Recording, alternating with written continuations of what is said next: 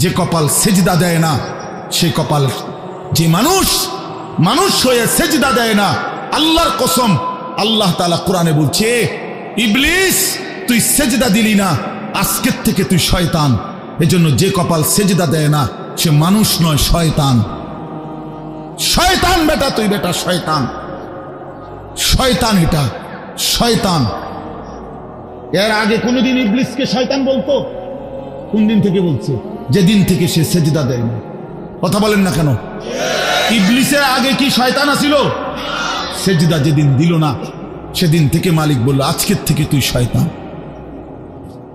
ইবলিস যেদিন সেজদা দিল না সেদিন আল্লাহ বলল, ফখরুজ ফাইন্নাকা রাজিম, বের হ, আজকের থেকে তুই রাজিম, অভিশপ্ত, মালউন, অভিশপ্ত, রাজিম।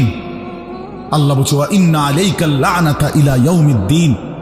ইবলিস তুমি সেজদা দিলা না, মনে রেখো আজকের থেকে কিয়ামত দিবস পর্যন্ত তোর উপরে আমি আল্লাহর লানত। এজন্য বেনামাজি তোর উপরে আল্লাহর লানত, তোর উপরে আল্লাহর লানত।